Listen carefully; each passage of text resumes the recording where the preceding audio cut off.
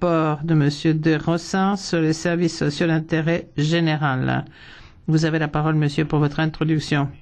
Merci. Bonsoir à tous. En ce qui concerne l'avenir de ces services sociaux, pose la question de l'amélioration des dits services et des conditions satisfaisantes pour pouvoir prester ces services. Il faut faire participer les services en question et il y a 195 amendements qui ont été proposés. Pour essayer de maintenir l'intégrité de ces engagements pour demain, c'est très important. Pour moi, ce qui est le plus important, c'est qu'il y ait vraiment une participation des parties prenantes et que du point de vue pratique et du point de vue juridique, on tienne compte de cela pour essayer de trouver des solutions, de les mettre en œuvre. Et il y a pour ces SSIG lieu de pouvoir aussi suivre les progrès et d'assurer aussi le fonctionnement du CVQ. Et ceci a prouvé que les services sociaux, de façon générale, sont importants du point de vue social, bien entendu, mais essentiels du point de vue économique.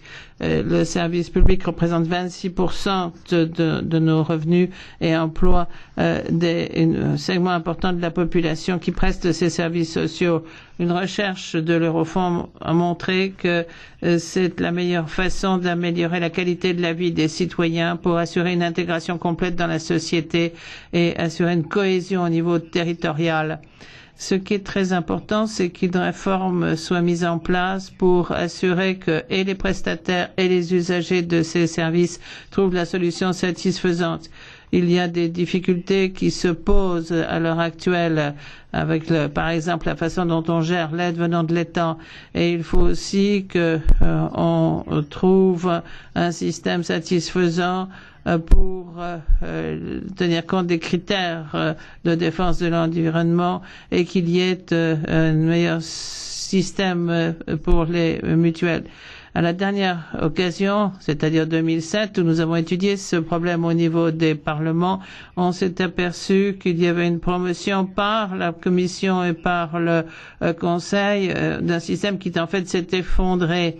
Et ceci a eu un coût très important social, mais un coût économique aussi, puisqu'il y a eu de véritables crises suite à la nationalisation de cette dette, ce qui a créé ce qui a entraîné la mise en place de programmes d'austérité touchant de façon très dure les segments les plus vulnérables de la société.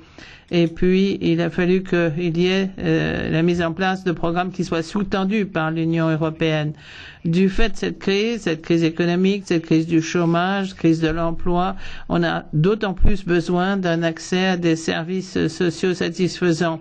Et il faut aussi qu'il y ait une valeur ajoutée de ces services.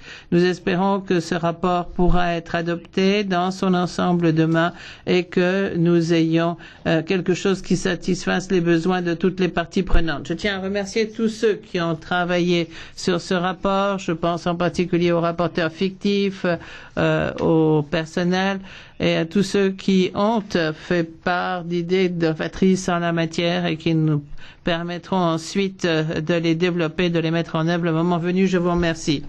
Merci, Monsieur De Rossa. Madame Bastos, vous avez demandé la parole? Oui, merci, Monsieur le Président. Ce rapport dont nous parlons est très important vu l'importance des services sociaux dans la